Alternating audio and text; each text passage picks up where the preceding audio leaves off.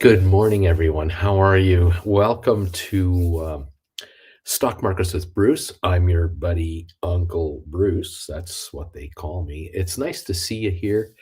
Welcome, one, welcome all. Today's date, Monday, January the 23rd, 2023. So it's 12323 today. Nice to have you here. Welcome, everyone. Hope you had a great weekend. A bunch of football games have been done, and now we're down to four teams. See who wants to go to the Super Bowl next week. Interesting markets this morning. We've got interesting volatility and movement here in the pre-market. A little bit of action, I suppose. Noticing that the Dow has taken a bit of a shot higher in the last few minutes. Just 10 minutes ago, 15 minutes ago, we were just finishing our pre-market trade alert show for Gold Bagel members. By the way, I don't know if you know that. If you're not one of these Gold Bagel members, you're not eligible, but you become a Gold Bagel member. Join me every day before this show, usually about 8 o'clock Eastern, somewhere around there. 10-15 minute quick recap about what to expect. Well, at the time, we were looking at the Dow up 17 points. The Dow had been down 15 to 20 points earlier this morning. Right now, the Dow's up almost 90. We're up 9 points on S&P, 38 on NASDAQ. So we're about a quarter of a point to a third of a point higher on these indexes. Oil is up 60 cents a barrel in Texas right now. What is making this happen? Why are these markets going up, down, and all around? Remember, Friday, just to kind of remind you, we had an up day. The Friday final count, 330-point gain for the Dow. But unfortunately, for the week, it was a down week for the Dow. We were a short week last week, though, Tuesday to Friday only. And Martin Luther King holiday on Monday last week. So we ended up giving up about 1,000 points on the Dow for the week last week. But with a 300-point gain Friday, the question was over the weekend and now this morning, will that rally continue and will we get back some more of the 1,000-point loss that we endured? Because the thinking is, well, there might be a slowdown coming, but corporate America seems to be responding with layoffs, letting people go. Maybe things will, companies' bottom lines won't be so badly affected because they're going to let, employees go by the wayside.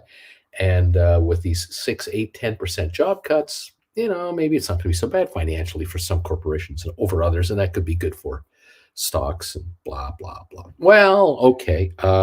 Maybe with an 89-point gain right now, that's not enough, but we'll take whatever the market wants to give us. A couple of things I want to talk about today, being that I can rant in the morning. Well, first of all, had some great one-on-ones this weekend, as I always do, and I thank all of you out there who watch me regularly. If you're not a regular watcher, you're kind of an occasional watcher, or you're brand new to this channel, and there are usually newbies every day here, welcome to this channel. I try to explain the markets in plain English. That's what I try to do. I try to figure out for you what's going on and then just put it into street language that we can all understand and forget this Wall Street gobbledygook that you get inundated with all over the place. To just let you know, look, we're either going up or we're going down or we're staying the same. There's nothing much more to it than that. You're going to hear all kinds of terms out there like rotation and quantitative this and all this other crap. Great. I love these university graduates with their fancy words, but it's meaningless if you don't know what the hell, whatever you're saying. If the audience doesn't understand what you're saying, what's the point? We got to try to figure out where the markets go. On this channel, I also talk to a lot of my viewers here about how to make a bunch of dough writing stock options against positions you already have, whether it's stocks or ETFs or whatever. And on weekends, mainly Sundays, I like to have one-on-one sessions with viewers if they choose to have one where we find an hour or so and I get together with them. And it's just great visiting with all of you out there one-on-one because every one of you are different from the other. No one is the same here, and it's just wonderful to go through, kind of where you're at in your life and situation, and also where you're at with regards to this channel's history and following what we're doing here, whether you are an option writer or if you are an option writer, how far along are you? How comfortable are you? Um, just every we just I just find it's fascinating to me. It is never the same story twice, and so I welcome you all who sign up for these one-on-one sessions. If you'd like to have one with me, you're certainly welcome to reach out to me. My email address is down below in the description of this channel. And you can always send me an email and say, Bruce, I'd like to have a one-on-one with you. What times that you have available this Sunday? And we'll go from there, and get together. A couple of things I want to talk about today. One of the things that kind of came to mind over the weekend, and now has been festering, is because this channel reaches out to men and women globally, and there are quite a number of female viewers on this channel that I cherish this, because this channel isn't just an old boys club where we smoke cigars and tell dirty jokes. This is a channel that's open to all, and I'm finding that more and more women are joining the channel and taking my classes, for example, to learn, the art of writing options, and then reaching out for one-on-ones. And um, I very much appreciate that. And what I wanted to mention today to those of you who are male, female, newbies, regulars, doesn't matter. When you write options as an investor for returns, it doesn't matter whether you're a male or female, because the market doesn't know when you're selling contracts. Like when you're writing a call option and you're bringing in, say, $350, $450 a contract, 500 a contract, 800 a contract, and you're writing 5 of them, 10 of them, 20 of them. The market doesn't know whether you're a male or a female. It doesn't know when you're buying them back, whether you're a guy or a girl, and it doesn't care, because the market is the market. It's just a place where orders are entered on one of these kind of devices, these little things known as smartphones. Amazing invention. And it's gender neutral. It's just a place where business is conducted. And what I'm finding very interesting to me is I will talk to viewers one-on-one and find out, they'll share with, they will share with me what they want me to know. And we'll go into maybe what your account looks like, or what your trading has been, and where you're at financially with your career, your house payment, whatever. I mean, it's totally up to you what you want to talk to me about. But I quickly get a picture of kind of where things are at here, and I find that as an option writer, you don't have to worry about being a male or a female to make the dollars. It's a question of how you trade your contracts. And for some gals out there, for some of the ladies out there, it's a liberation. It's a huge liberation. It's a big deal, because at the office, quote unquote, at the job site or whatever, over decades and decades and decades, it's always been where women earn less money than males. It used to be just ingrained into the business world. It's changed a lot, but it's still not dollar for dollar. But in the option business, it is dollar for dollar. And you can make just as much money as a guy, or lose just as much money as a guy if you're not doing it right. Being an option writer and an investor in the markets. That's one of the liberating things. So if you're just as good a trader as a male option writer, you're not getting 80 cents on the dollar, 60 cents on the dollar. You're getting 100 cents on the dollar. And it's a wonderful thing to be able to help people become option writers, to liberate them from maybe that cubicle they didn't want, or help them never go back to the cubicle that they got away from a couple of years ago, where a lot of viewers here were able to get out of the office because you had to work from home, and now they want to stay home.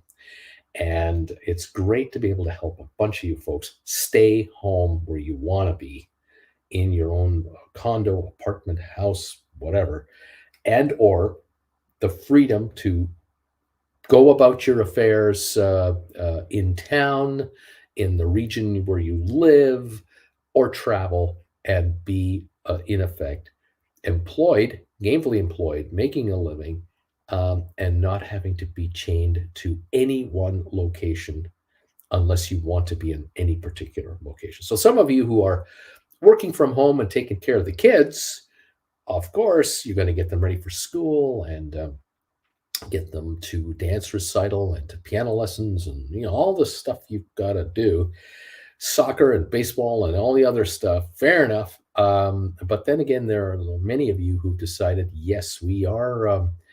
I have the freedom to not be at a 9 to 5 job anymore. I can be more of a homebody and get a lot of stuff done here. But boy, is it great to take your cell phone with you to Costco. And is it great to go to a Starbucks and meet a friend, or just go to a Starbucks for a coffee if that's what you want to do, or you stop in for lunch somewhere with a pal, and you got your world with you. You got your job with you in your hand, and it's the job that is of your choosing, and that you're the boss of.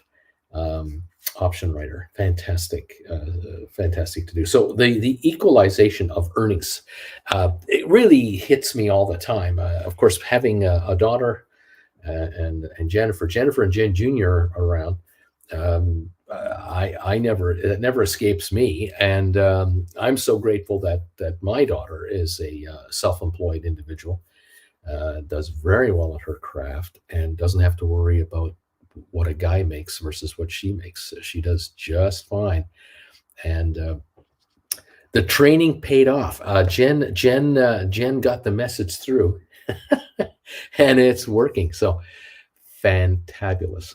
Thank you all for again being here today. It's great. And no pink tax in this market. Exactly. Oh, that's right too, Christina. That's a really good point. That's interesting. A little one-liner. You do not have to get all dolled up, guys or girls, to do this work. I mean, look at me. I'm wearing the bagel T-shirt, a sweatshirt here with a stock markets with Bruce T-shirt.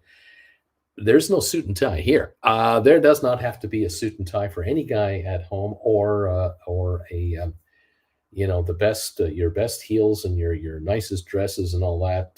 Have your hair all done and your makeup all done. None of that stuff, gals. What you look like and how schleppy you want to be at home is totally your call. And oh, that has to be incredibly liberating from how much time that takes every day to be prepped up to go to work versus the cost of maintaining. I mean, my daughter is self-employed. She works from wherever she's at, but she does occasionally meet a client here and there, very occasionally. But she'll also do those Zoom calls, and she'll get herself all prettied up for that. Sometimes that's what has to be done. That's a cost that guys generally don't have, because I mean, do I spend money on this hairdo? I don't think so. Do I have makeup? No. Maybe I should, but I don't. But yeah, there is no pink tax in this market. This means that when you compare working as an option writer, self-employed as an option writer, compared to going to a day job as a woman, it's way cheaper doing this for a living than doing the other thing. Especially if you're a commuter, you think about the pink tax you have to deal with every day, then commuting to your job, having coffees at the office, or going out for a Starbucks or a Dunkin' Donuts, or whatever you're doing, and eating lunch, whether you take it with you or have it on the fly, and then coming back home. The time, the money, the effort, the energy, versus getting up in the morning, wearing your favorite around the house outfit, nice and casual, nice and relaxed, heading to the kitchen to crank out your tea or coffee or whatever it is you like in the morning, and then turning on your desktop, or working off your phone or your laptop, or whatever you're working on, the laptop. Kind of nice. You're not on the air, not like me with all my prep. You're not on the air. And it doesn't matter. The market couldn't care less what you're wearing today and how you're feeling, and whether you ever run in a stocking or not, or got your hair done, or wearing makeup or not. It doesn't matter. It's fantastic. It's liberating, and I'm happy to be part of that. And I would guess when you think it out, how much commuting money that anyone doesn't spend, whether you're a male or female, you're commuting to your job and back, whether you're driving your own car, going on a subway, taking a train, bus, bicycling, whatever, the cost of getting to work and getting back from work, time and money, and then prepping yourself and everything else, versus staying at home and doing this and having a shower an hour and a half into the market, and you're putting on some casual clothes and then going out for a bit. Hey, this is a big deal, and it's financially much more advantageous to not have to spend this extra money, try to make money.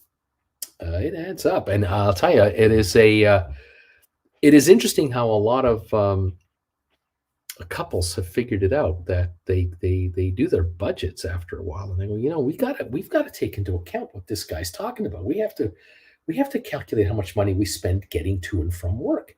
And what about the daycare for the kids? And what about after school care? Or what about whatever?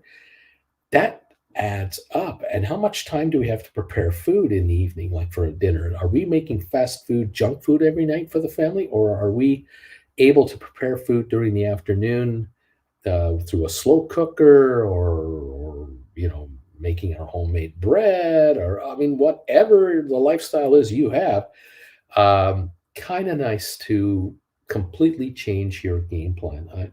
This gig isn't such a bad gig if you play it right. Anyway, there you go. Appreciate all of you being here. How are you? How are you? How are you? Nice to see you. Susan Shops About. I am number 80 today. Giddy up. And let's see what's going on here. Sean and Wendy, Larry, we live in Florida at the top. It has been cold here again. Think each year we forget how cold it gets in January, February. When we will move further south in Florida. I always wear a suit and tie to watch Bruce. Well, I would expect that, but then again, I'm not going to check it. And let's see what else is going on. Welcome everyone to see you here. Oh man, oh man. What else is going on here? Boris wants to know. I saw on Reddit regarding Tesla that Delta neutral crosses January 17, 130 put for 1055 or less. Think it's worth buying a call and a put at 130. No comment. No comment. I honestly wouldn't know.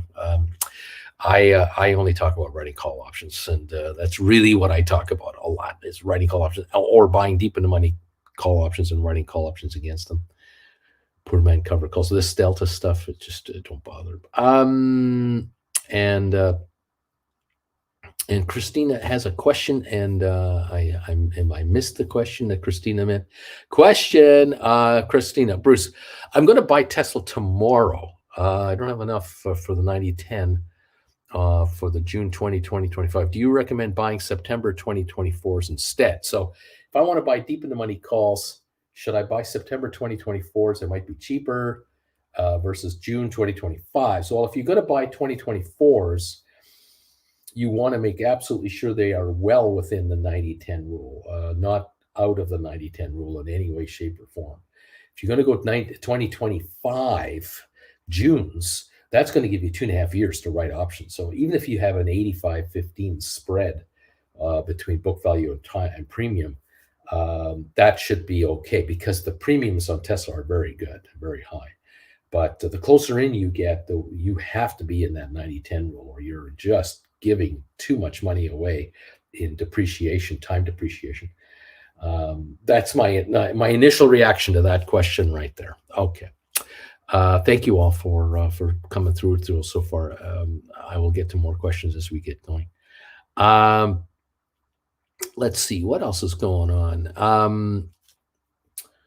Other things I wanted to mention today. I was setting up my Setting up my shows today, and I usually send a community tab notification out to you guys, which I like to do on all my upcoming programs. And what I have to do is I have to link in. I have to click into one of my videos lately, and I start a video, one of mine, and I wait for the commentary to show up, and that the pinned message that you always see at the top up here. There's always a pinned message that I have. It's usually about nowadays. It's about taking classes if you want to quit your day job, that kind of theme. And what I just do is I just copy and paste. I wait for the message to show up. I copy and paste it and I pop it. It's a lazy way of doing it, but then it's early in the morning for me. I get up at 3:30 a.m. and I don't have the gumption to figure out all this technical crap. I just go super simple and just kind of get into a habit and just do it. Anyway, the point of this chat was not that. It was because when I started my video, to wait for my messages to pop up to get that pin message up there so I could copy it, I had to watch a commercial. And of course, like all of you, you can skip a commercial after 5 seconds or 15 seconds, depending on what the commercial is, right? And so there's this commercial running, and there's this guy, and he's like 60, like I am in my age group, white hair, gray hair. And he's talking about a course that's being offered about options. And I thought, oh, this is interesting. I'm a guy talking about how to write call options on your existing portfolios. And here's a guy advertising on my channel before a video of mine about option course. And I'm thinking, well, there you go. That's how you do it. If you have an options course, what do? You advertise your options course on another person's YouTube channel that's talking about options. And so I'm sitting here crossing my arms and listening to this for a little bit. You have to listen. I think it was about a 2-minute pitch, and then he had a link you could go to and stuff. And I thought, well, what do you got? What are you talking about to the world? Because he's talking about how there's tremendous opportunities for investors to benefit from options trading, and think, oh wow, yeah, go on, please, blow me away. And all it is buying and selling calls. That's the whole thing. That was your whole plan: buying and selling call options and put options, not writing them. Not writing call.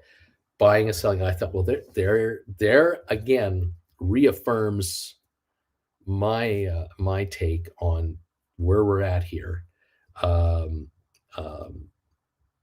how 99% of the market out there thinks one way only about this market. They only think about going long, buying calls and buying puts. And this fellow was talking about how, well, you can make up to 10 times as much money on a call option as you can on stock. I mean, if a stock goes up 1%, you could make 10% just on a contract. Think about if a stock went up 5%, you could make 50% on your contract. And he talked about how you buy a call when the stock goes up, and then you sell the call up there, and then you buy a put on the way back down, and you make money both directions. It's incredible. And I'm going, wow. There you go. That's called guesswork at its highest level, with full risk on the line. And I thought, my viewers make a fortune from this guy's students, because these people, there are dozens of these kinds of promoters out there. And again, it's okay. If you want to make your money trying to buy and sell call and put options, God bless you for it. But I can pretty well tell you, I'm pretty well guessing here that most of my viewers have a field day with these novices who come in and pay way too much money to buy a call and then give up in frustration and sell a call when they get their butts handed to them. Because right here on this channel, we're talking about writing at $5 a call and buying at $1 a call and saying, thank you very much, may I have another? Or selling at $3.50 and buying at $2.50, or intraday, selling at $3.80 and buying at $3 and then writing at $3.80 again. We love doing this. I love the side that we're on. Let's sell first, buy later. Boy, I like this game because keeping the change is an awfully good game. But yeah, it kills me how many different commercials pop up either on my channel or other, talking about the same thing, looking for these big returns with very little money on the line. It's interesting, and it is true. I mean, these people are not lying to you if they say to you, you can invest as little as $100 on a call option.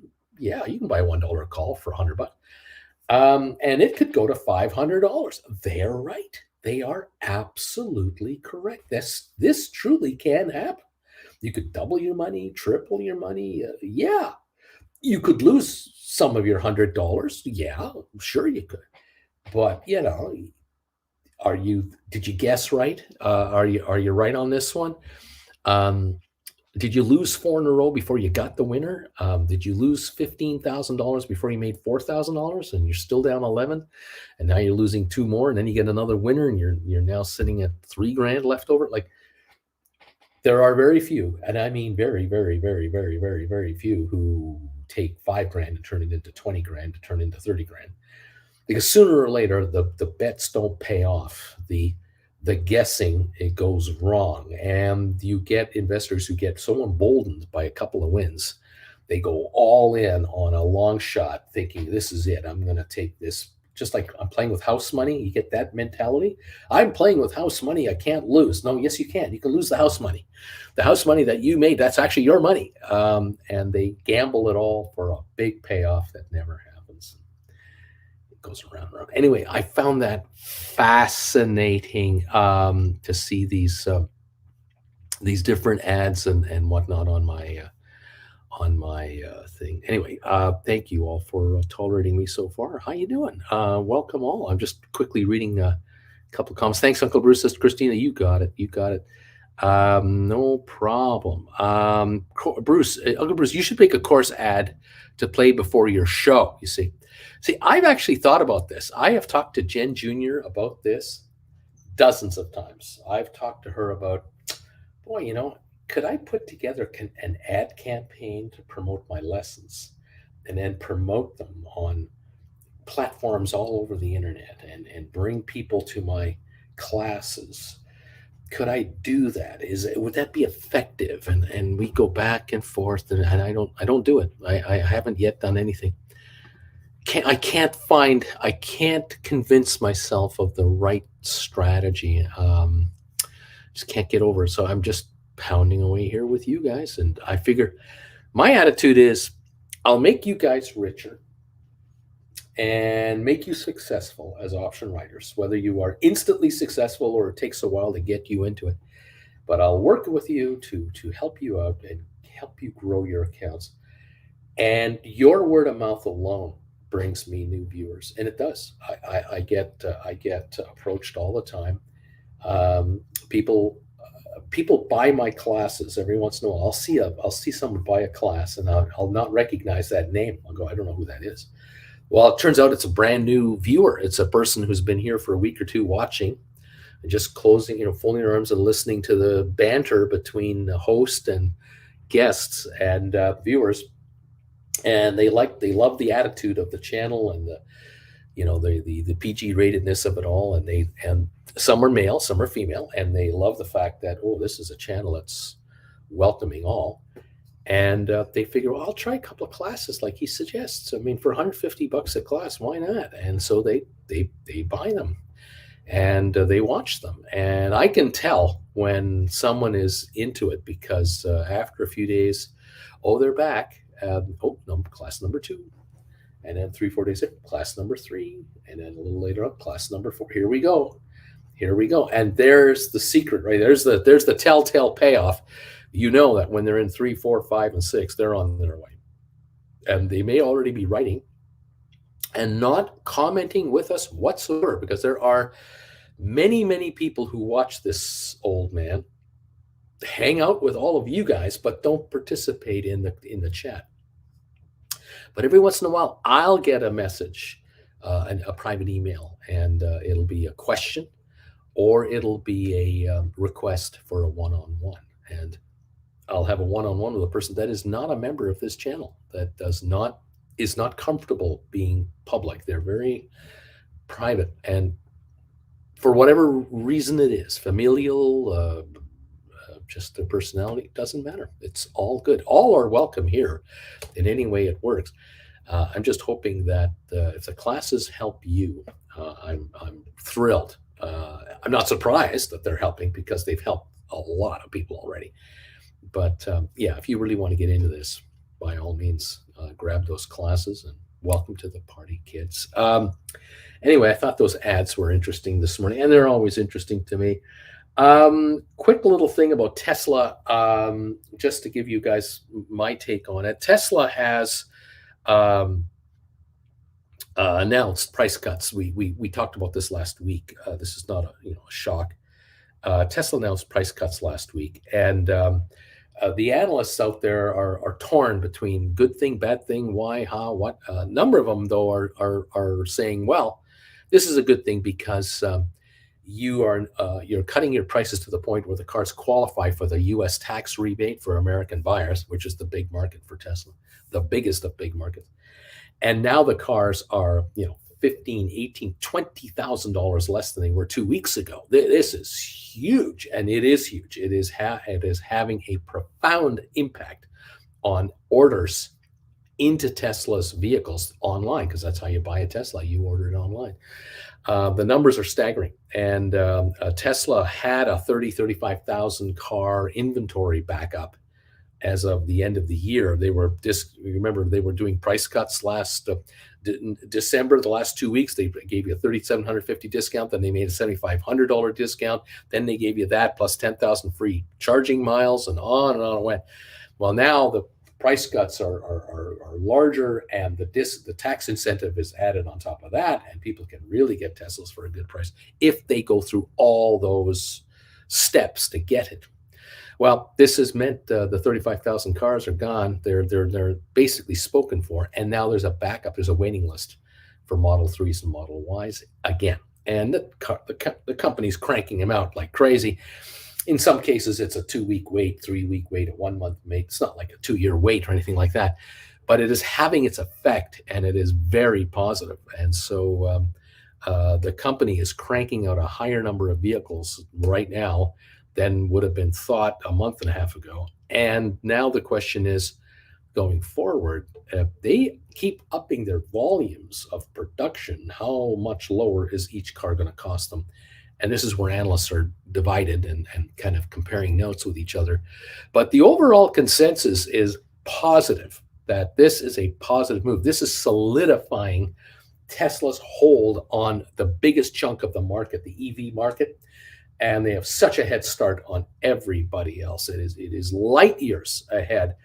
And because Tesla only makes one kind of vehicle, electric vehicles, they don't have to worry about their combustion engine division. They don't have to worry about the diesel divisions. They have to worry about these other plants, whereas GM and Ford and all the other manufacturers out there, they got a nightmare on their hands. They're trying to convert gasoline production type vehicles, fuel burning vehicle production, into electric. This is a complete day and night scenario. And the layoffs that are coming to Ford and General Motors will be severe, because the number of people you need to produce electric vehicles versus gasoline and diesel power is a fraction of the people. You don't need to make transmissions.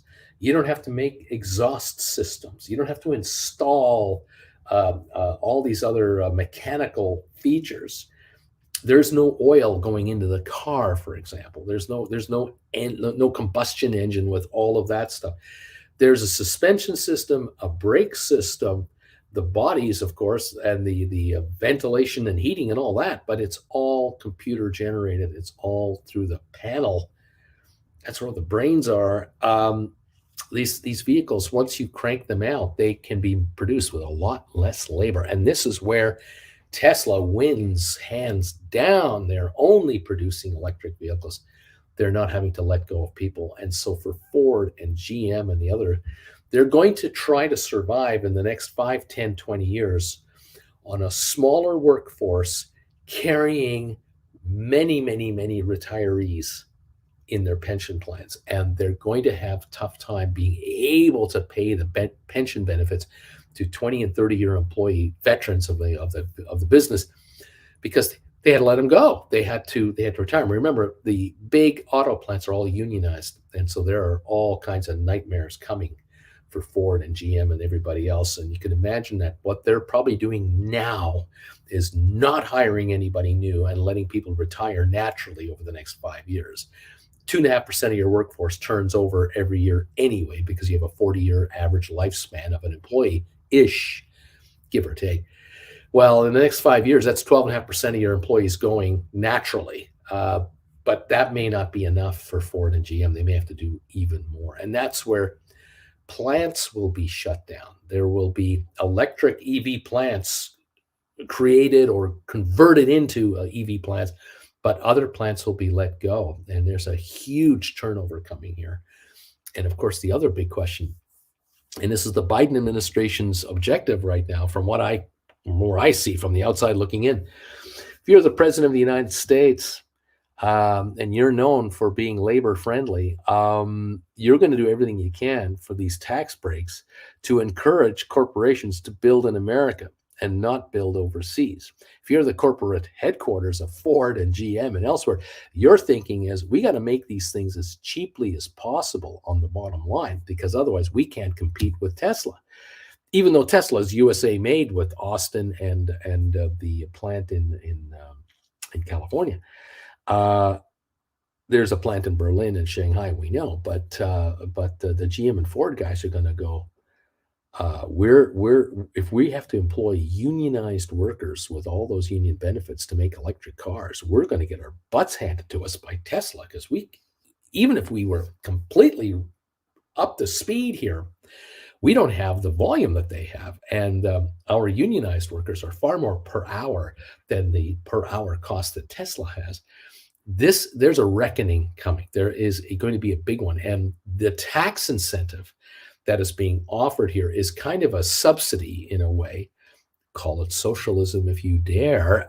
It's a subsidy to the consumer, yeah, but it's to the car companies actually, because it's encouraging Americans to buy certain brands of vehicles made in certain geographical locations that are anti-Europe, anti-everywhere else.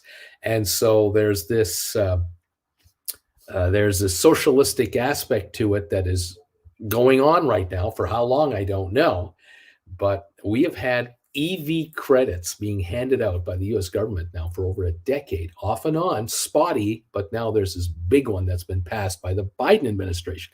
And so the Biden folks are saying, we got to have a tax deal here to encourage Americans to buy made in America electric cars, give our American factories a heads up to give them a leg up to get going. And hopefully the volumes of Ford, GM, and the other manufacturers will rise to the point where their cost per unit will make it so that they do make a go of it. And the folks at Ford and GM and Chrysler and everywhere else are scrambling right now. But Tesla right now is reaping the rewards. They are now being paid back for all the uncertainty that they were faced with. They were written off for dead many, many, many times before they went public, as soon as they went public, and ever since they've been public.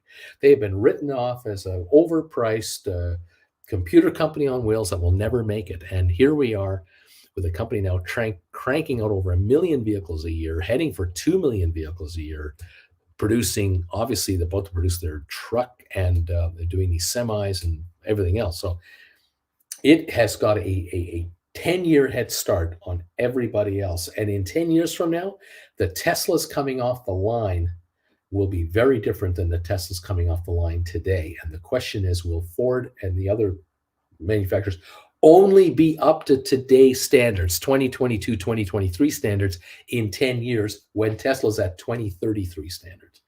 This will be the big fight that's going on, the big battle. And for consumers, oh, well, you got it made in a way, because you're getting subsidized vehicles that are not available on the gasoline version. You're not going to get subsidies over there, but you're certainly getting them over here.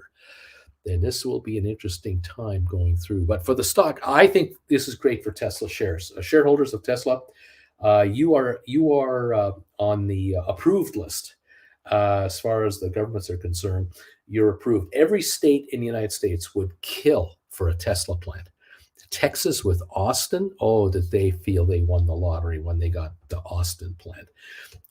Buffalo has a production facility for battery production. Nevada with the big battery plant. California, any state would welcome Tesla in pretty well with open arms.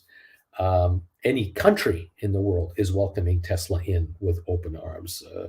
To be able to build this plant in Berlin, Germany, with all the rules over there regarding environmental and everything else, the labor laws and whatnot. Even Germany made it so that Tesla could come in there and produce for the European market. Most interesting. We'll have to see what happens, of course, with South America and with Asia outside of China. Will they open a plant in India? Will they open a plant in Indonesia? Will they open a plant somewhere else? Canada is going after a plant. Mexico would like a plant. Yeah, there's a big rush here for Tesla. Bring him over here. Bring him over here. We'll see how that goes. But the stock right now, 136 this morning on Tesla. We're up 258 with now 17 minutes to go before we trade. We've got the Dow up 89 points, S&P up 6, NASDAQ up 18, crude up 71 cents. Okay, that is where we are right now. I want to mention one more thing before we start trading, and this is a little history for you, because I know you love a good story. But this isn't history of mine. It's a history of the markets. And but before I go there, I just want to say thank you to JEP. Jep has joined us. Looks like we have a new member of the channel. Gold bagel level as well. Jep, welcome, my man, to the channel.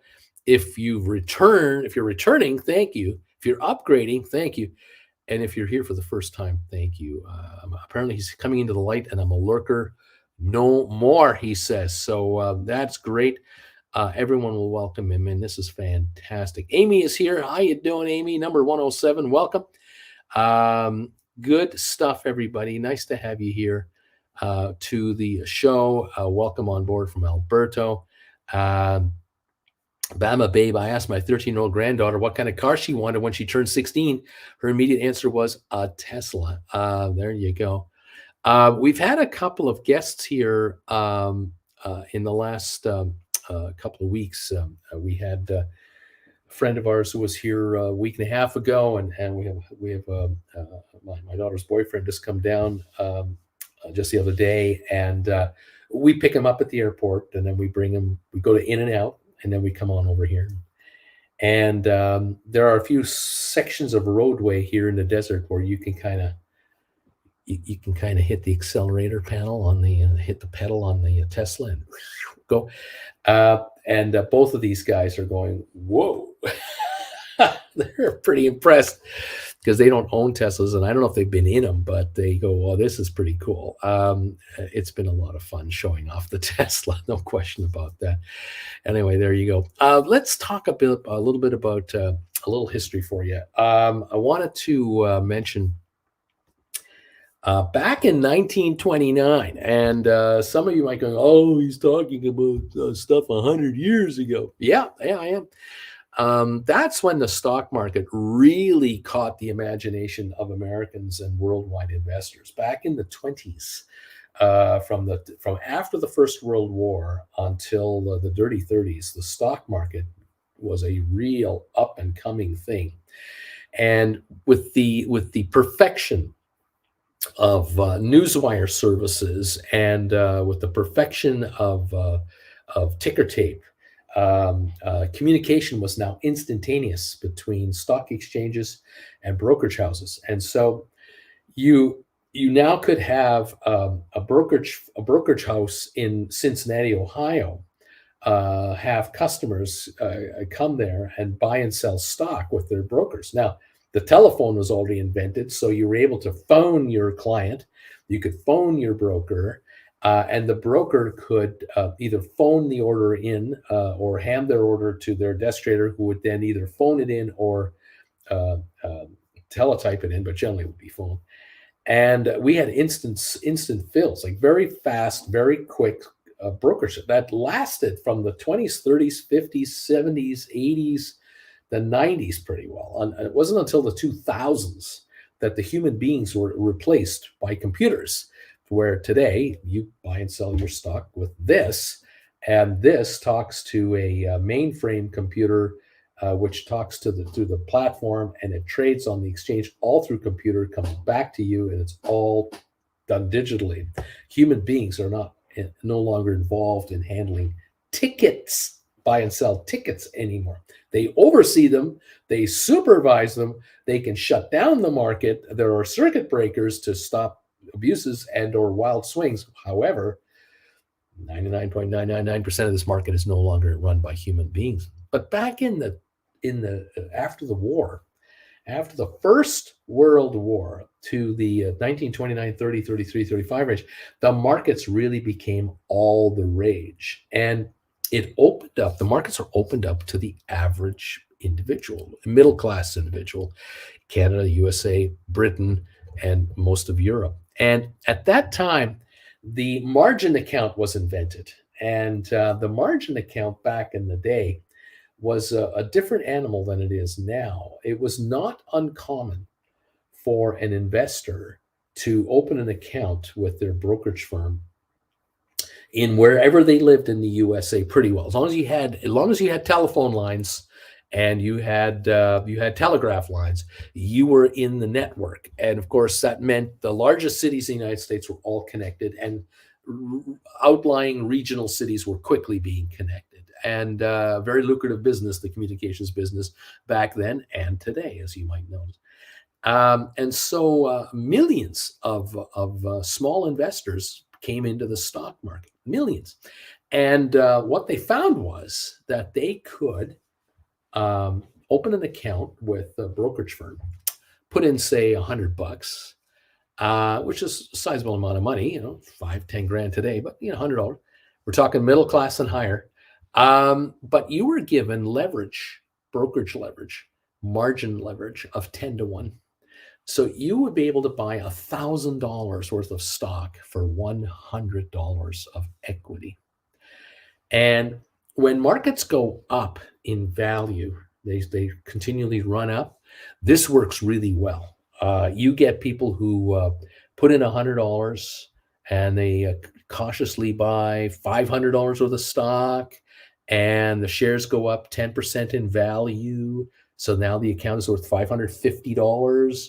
They sell the stock, they pay the margin off, and now they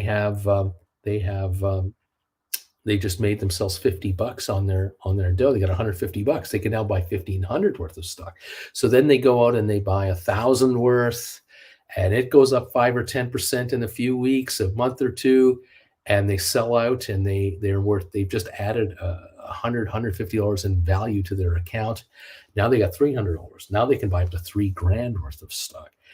Multiply this by millions and millions of investors, and multiply this by dozens and dozens and dozens of trades being done through all the late 19 teens and into the 20s. And you've got a scenario where by 1925, 26, 27, 28, you got people with $3,000, $4,000, $5,000 who are playing with $30,000, $40,000, and $50,000 on trades. Now, what was the average middle class house going for in 1925?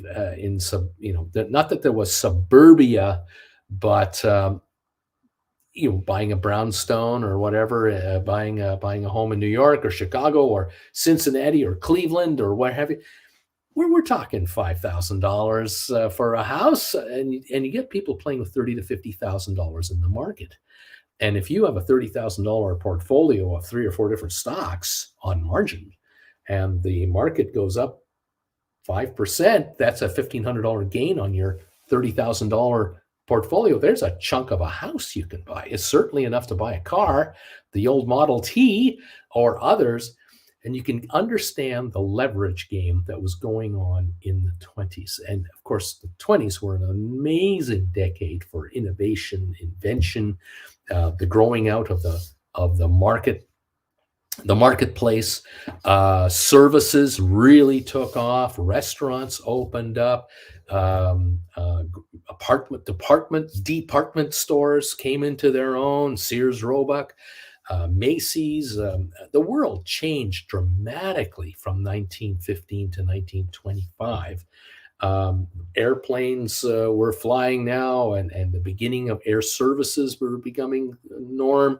More roadways, railroads are certainly matured out. You could easily catch a train from Chicago to New York every 15 minutes out of different rail terminals between New York and Chicago, New York, Boston, New York, Philadelphia, New York, Washington, even coast to coast train travel. I mean, America was connected by rail, and it was very efficient, not only for goods and services, but for people.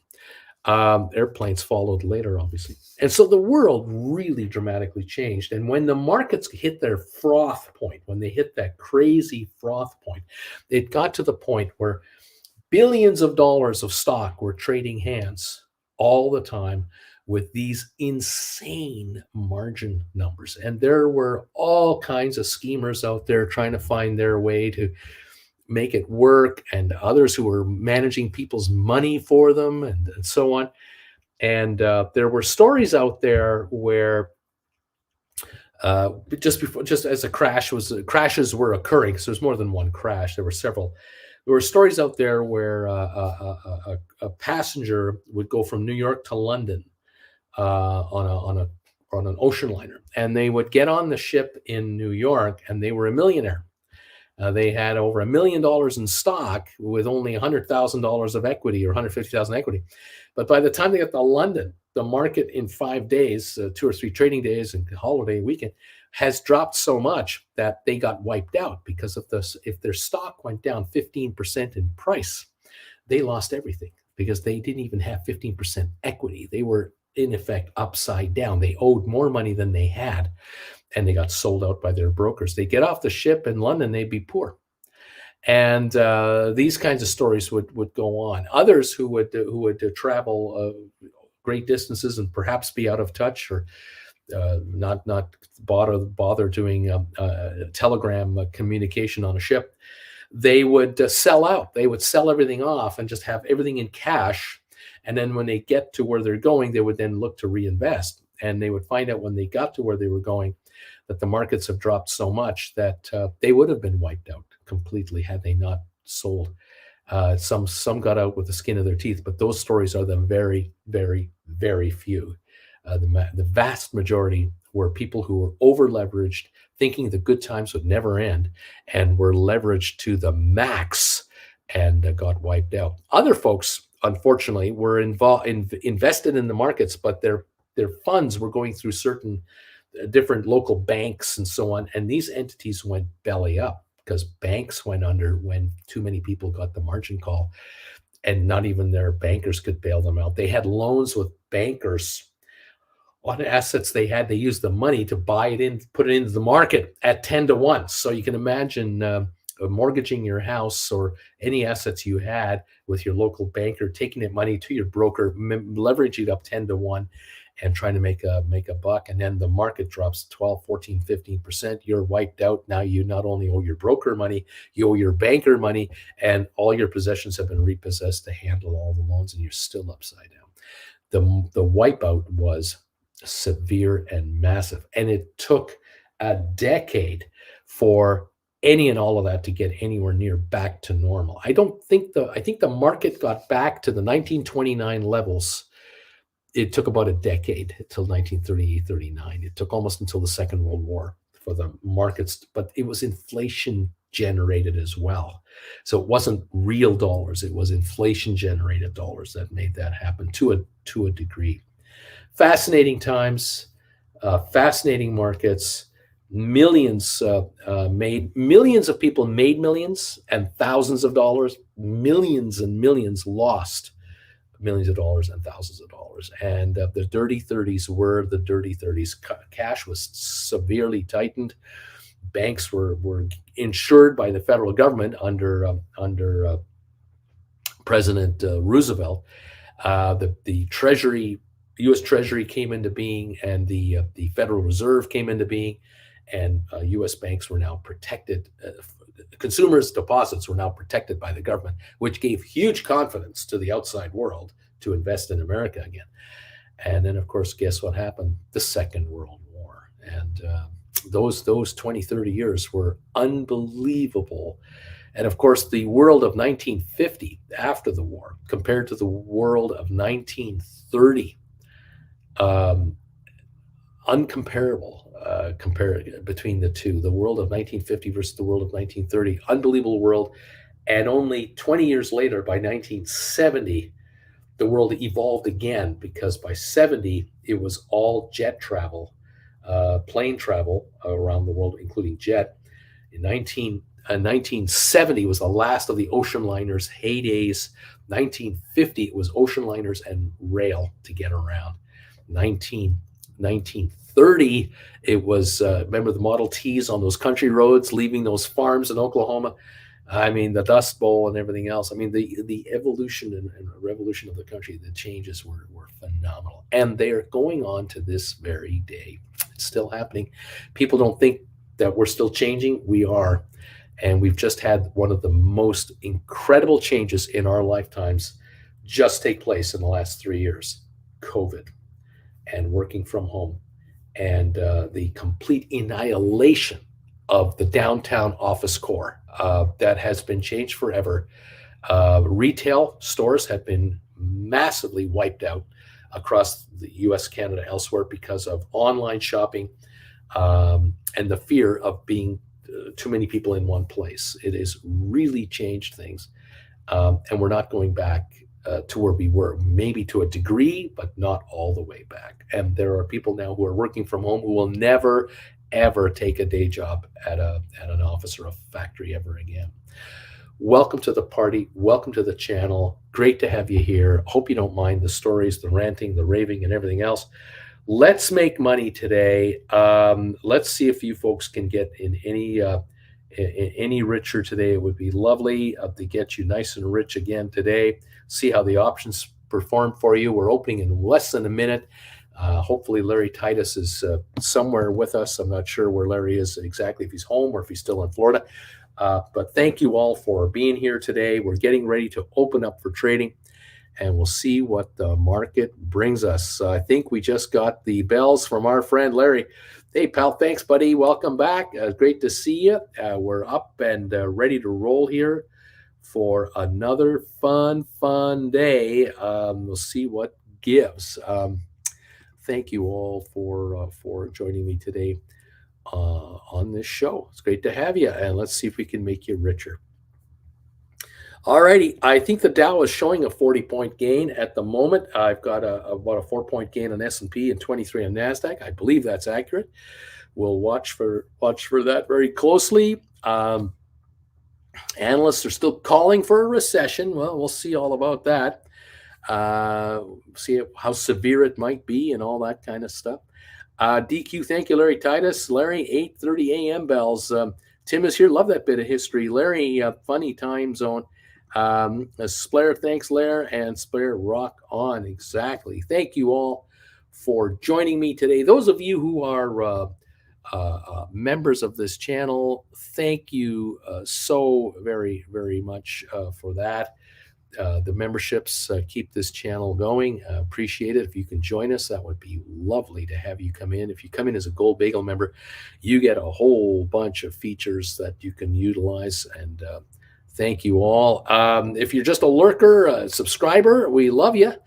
We'd love to have you join us if you could as a full-blown member, but we love our lurkers as well. Thank you all for following this channel. Thumbs ups from everybody out there. We appreciate these thumbs ups that keep coming in. We try to hit 200 every day on our morning show. If any of you are able to hit that thumbs up button, if it's easy to find, please nail it for us. Help us out. That would be absolutely terrific as we as we strive to grow the channel and spread the word out there that we're here and we're helping. We try to help people make money. It's as simple as that. That's all we try and do. We've got them coming in. Okay, there we go. I'm just double checking my stats here. Thank you, everybody. 149 thumbs ups are here. Jeff, thank you, my friend, for becoming a Gold Bagel member of the channel this morning. I love seeing that.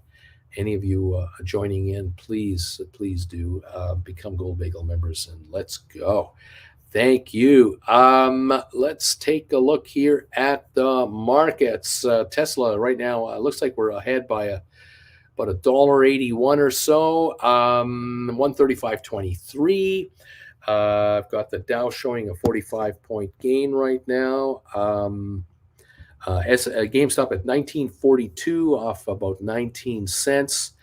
ATIP is at 40.4, although I think that's Friday's close. I might be inaccurate at the moment. We'll wait for that for a little longer, see what it's doing. Tesla, like I said, 135.64 now, up 222. GameStop just went green at 1973, up 12. We've got SoFi at 568, up a penny. Apple's up 98 cents to 138.85. HPQ is at 28.21, up 30 cents. Google is down just 21 cents at 99.07. Moderna down 57 cents, 193.42. Cisco up 17 cents, 46.95. Pfizer down 13 cents to 44.98. IBM is up 48 cents to 141.68. Microsoft down 24 cents. ME is down 2 cents. Rocket Lab off 6. Matterport is off, I think, 15. Smart Rent down half a penny. Spire unchanged. Cyxtera up 4. But some of these quotes might be Friday night's quotes. We'll wait and see for that.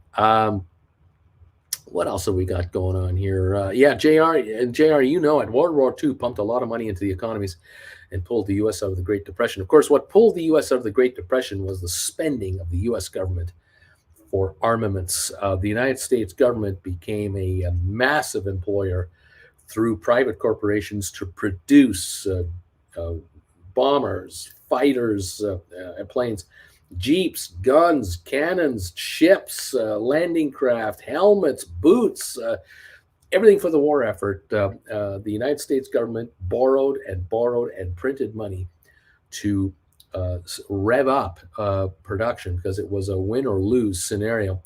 And that completely changed U.S. industry almost overnight, mechanized much of the United States factory systems, really improved their efficiencies, and put in massive amounts of dollar into the economy, employed anyone and everyone that was able to work, really. There was virtually really not much of an unemployment rate during the war years. So many men and women were overseas, and then those back home were working for the war effort. We did have a recession after the war, 1948-49. There was a recession, but the country was evolving and turning over into a consumer economy. And the 50s were generally very positive, and that lasted until the latter part of the 60s. That was a big rebound wave for consumerism as the world evolved even further. An amazing time, but America borrowed heavily to finance the war effort, and then the GI Bill, and create a whole bunch of new carpenters and plumbers and lawyers and doctors and accountants and the modern day trades, of which we are very familiar. It was a very interesting time. Anyway, John Bickman, number 41, thank you, my friend. Ed, number 150, thank you for these thumbs ups, guys. Blair says, I see ATIP at 42, Bruce, so looks like it's a little higher this morning. Waiting for further updates there. Blair says, I see it at 40.41 on first trade. Financial Mischief, Matterport options are trading a bit internationally. Stocks down 16 cents. The January 2025 $4 strike is up to 122. I know that's an MM price, but let's see if that makes sense. Well, we'll see what happens with that. These companies, all of the public companies we follow, last week banks came out with their financials. This week, everyone else starts reporting. And so the next month, we're going to get reports from all the public companies, including our former SPACs, including GameStop, including Microsoft, Apple. They are all coming out with their fourth quarter numbers, and we wait to see what they have to say about that. The Dow at the moment up 26 points. We've got, let's see if I can update my machine here. It's not updating very nicely for me here. My biggest iPad is squawking here, not giving me what I need here. Come on. Having trouble getting my updates to come through. So pardon me, folks, as I struggle along, because it tells me we're down 50 points, 35 points now negative on the Dow. 3/4 of a point gain on S&P now, make that 3.8. NASDAQ up 35. Mixed bag. We got a mixed bag market going on right now. See what's going on. Up 52 cents on oil, apparently. 1970 on GameStop, it would seem. So we're up a little bit there. Okay, and let's see if I can make this work over here. We're up 26 points on the show. Hold on one sec. There we go. We're 26 points higher on the Dow right now. And double check something over here.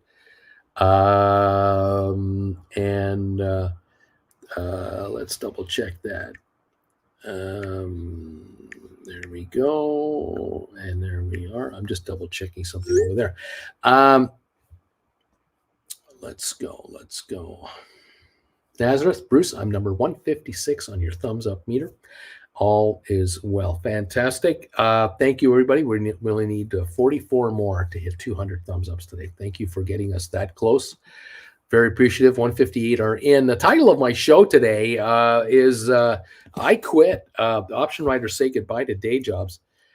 This has been happening through this channel now for months. I have had a number of my viewers, more and more of them are informing me that I said sayonara. I'm out of here. Gonzo, not coming back. I'm quite happy being not employed anymore by your firm. I'm quite happy being an option writer, and many of the managers and bosses that have been informed that I'm out of here are confused. They're lost, and they say, "What is that?" And then you try to explain it, and they don't get it. They go, "You're not taking one of those online courses that you see all the time, are you? You're not doing that, are you? You're going to be coming back here, begging to come back." And my viewers are going, "Well, I'm making double my salary now. I really don't think so. I don't think I'm coming back." It's been an interesting thing. Again, I get questions like this all the time from people on stocks that I don't follow very closely. You just can't trust the reporting that you see, or you cannot trust the source of where you're getting this information. That's all I can give you. I have nothing else for you because I'm not on the inside on this at all. Flint Creek, I'm safe now. Thank you. Good stuff. Credit Savage. Oh, Bruce, I think Tesla will have a strong fourth quarter, question mark. I think numbers will be iffy, not terrible, but will sell off a bit. Great chance for us to gobble up more shares at 110 or lower.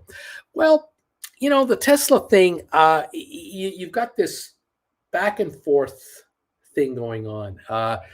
We had in the fourth quarter reports that cars were backing up, being produced, but not all pre-sold, especially in Model 3s and Model Ys. Then the company came up with a promotion to discount their prices before the end of the year. That moved vehicles. Then we heard reports that, they produced 48% more cars in the fourth quarter than the year before fourth quarter, but that was just short of what analysts had predicted, and the stock kept dropping and dropping and dropping. It hit 101 at its low. But then comes the new year, and the company announces a slashing of prices, and with the tax refunds, Teslas are 20% cheaper all of a sudden, if not more than that.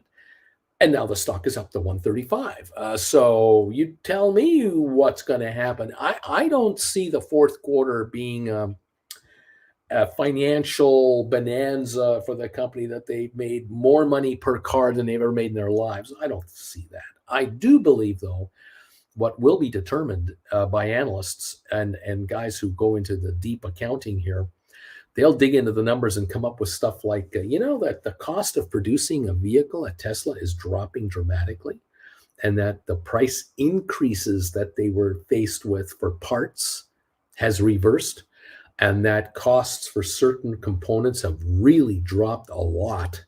And Tesla was still benefiting from those cost drops because they did 3 price increases last year in the first half of the year. Remember, they were raising their prices for a good chunk of 2022, claiming that their component prices were going nuts, like chips and so on. That's all reversed for these guys.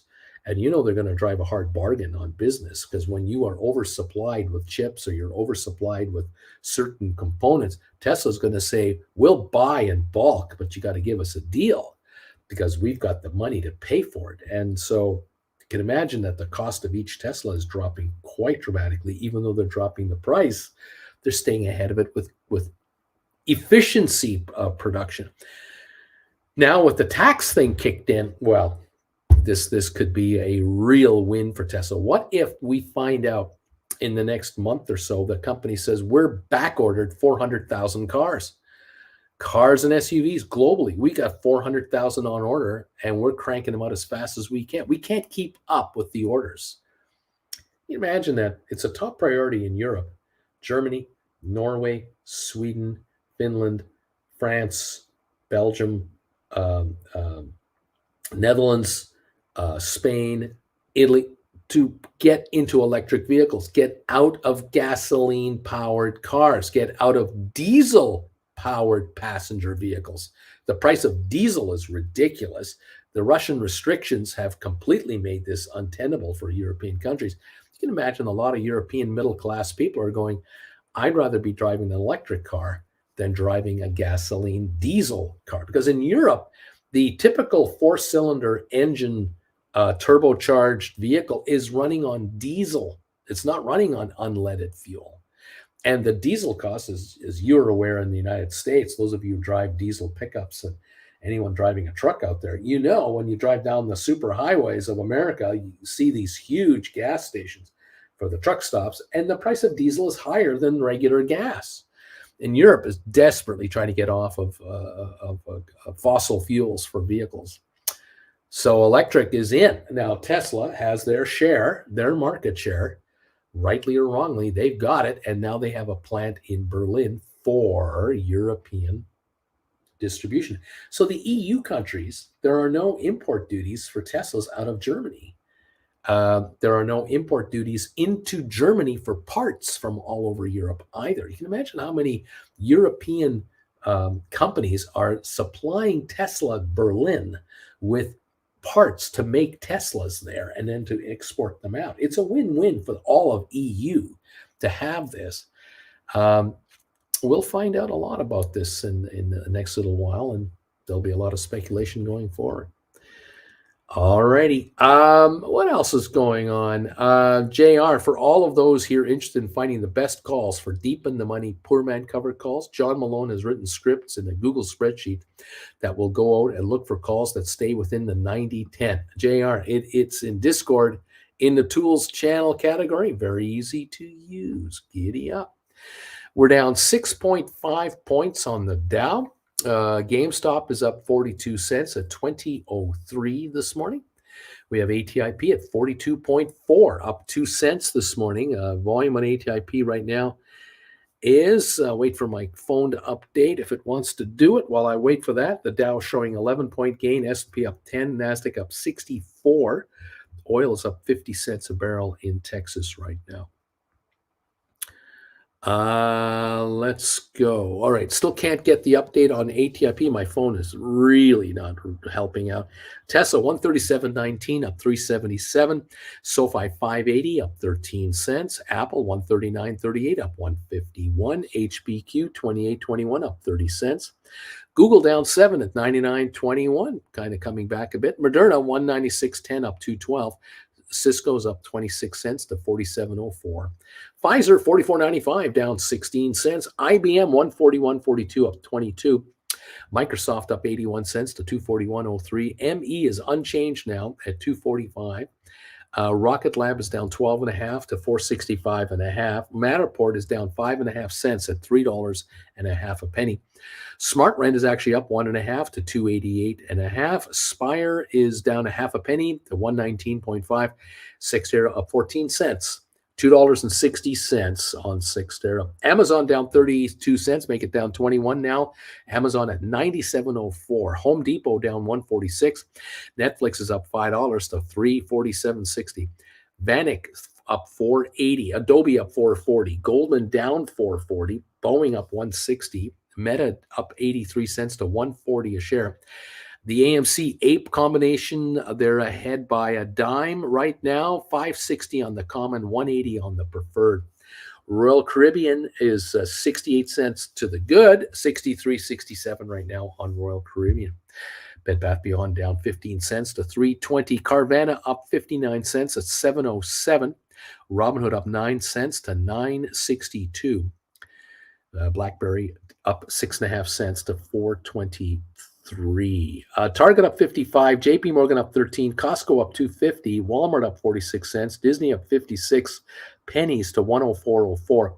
Nvidia up 322 to 181.61. American Airlines down 2 cents at 16.32. And that's what we have so far in the early going, as we're holding a 24-cent gain on the Dow, a 54-cent gain on Amazon. Sorry, let me repeat that. A 54-cent gain on GameStop. It's at 2015 on GameStop. ATIP at 42.4 up 2. Tesla up 381. SoFi up 9. Apple up 176. Welcome, everybody, to the party. See what's going on. Let's see. Thank you. Zzz, there goes the VIX, says JR. The indexes are up. Go, SoFi, go, says Credit Savage. And JR is saying Flint Creek, thank you, Lord. There you go. All right. And good stuff. I don't know what's going on with Flint Creek. Obviously, I missed something. Too busy reading financials and worrying about what's going on. I missed what's happening with Flint Creek. Hoping to be out of here soon. It's comforting to have you guys. I don't rattle easily, but this is no bueno. Thank you for the love. Not a lot of snow. Thankfully, warm enough not to have ice. And stuck on the side of the snowy highway. Help is coming. Still here with the gang. Send me good vibes. This is scary. Okay. And you're okay now. Happy to hear that. That is good news. Fantastic. We can't have our soap company people having trouble like that. That's not correct. You might want to move south. You might want to think about Arizona, California. I don't know. It's up to you. Okay. We're up 25 on the Dow. GameStop up 62 now. 2023 on your GameStop shares. Keep your eyes on your option chains always. And if you find an opportunity to do a rollover from a contract that's a 17 or an 18 to move up $1 or $2 for a month or two further out, that's what you're looking for. Looking for fat premiums on out-of-the-money calls or higher strike price calls to put cash in your pocket. That's what you're about. Take advantage of the gains of these stocks. We're up 2.4 cents now on ATIP at 42.8. Tesla now is up 439 to 137.80. Same thing. If you've written 110s, 15s, 120s, 125s, 30s on Tesla, you're looking at the option chain to see if, whether it's this morning, later today, later this week, is there an opportunity to do a rollover to move up and strike and bring more money into your account? Always keeping an eye on that. 575 on SoFi, up 8. Let's see. What else have we got going on here? We're up 164 on Apple, 139.59. HPQ 28.36, up 45 cents. Same thing on HPQ. Can you move up and strike on HPQ a month or two further down the line for more money and a higher strike price? Keep an eye on that. Google 99.94, up 65 cents. Always looking for rollovers there. Moderna 196.31, up 31 cents. Watching that closely. Cisco up 36 to 47.50. 14. I've got the Dow looking like it's up 60 points. Yeah, 70 now. We're up 70 on the Dow, 20 on S&P, and 104 on NASDAQ. The NASDAQ is pushing a 1% gain, 0.95 of a percentage point. S&P up a half a point, the Dow up 0.21. So the Dow's only 1/5 of the NASDAQ market, definitely trailing today. What else is happening here? 2015 on GameStop. The high of the day today on our GameStop has been 2027, the low 1937 at this point in time. So it's having a gain here so far. Fair enough. Markets are up slightly, and we'll take it. We'll take gains. Not a problem. We don't throw them back. 138.06 on Tesla, trying to go back to 140. See what's going on. Mandu, Uncle Bruce, when you can, please look out for my email. Would like to join Discord. Thank you. We'll get you looked after definitely between shows. If you want to join Discord, send me an email and let me know you'd like to become part of the Discord group, and I will get you. I'll get you linked over there.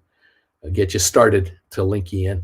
Up 81 on the Dow at the moment, a little better. Apple up $2 now, 204, 139.91. Looks like Apple wants to break 140. I don't know when's the last time we were at 140 on Apple. This is certainly the best in a month trading level.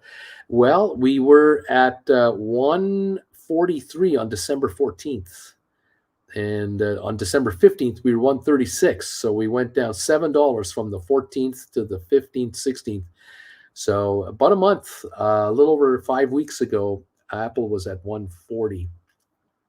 Apple was at 150 November 22nd. So we're still, that's $10 away. And we were at 155 October the 28th. The 52-week high for Apple, 179, almost $180, and we're $40 behind that, just so to put it in perspective. Google up 89 now to $100.16. We have broken the century level on Google. The last time we were over 100 on Google was December 2nd. We were at $100.83. Back on August 12th, 122. The high in the last 52 weeks, 152. We are still a ton behind on Google. This is why I've been saying to you guys in the 90s, this is a buy because it's off from the 150 highs. This company's not going out of business, but it's backed off substantially. Let's see. Hot, sweaty states are better for soap sales, aren't they? Maybe you need to move to a nice, warm state. Zeta State, Uncle Bruce, the Fed meeting is set for the first week of Feb. Are they saying only quarter point hike? We're hearing a quarter point to a half a point. That's what we're hearing. Speculation is a quarter. We'll find out if that's going to come through or not. But a rate rise is expected. It will not be flat. It won't be a deferred decision. There is an expected increase. The question is a quarter or a half, and we'll find out. That's next week. Today's the 23rd. Next Tuesday, Wednesday, we're into February, kids. So we'll let you know by Thursday next week. We'll know what the deal is. Should be interesting. 578 on your SoFi, up 11 cents. 72-point gain on the Dow. GameStop, 2008. With a high of 2027 today. GameStop and Tesla 139.10 up 568 today.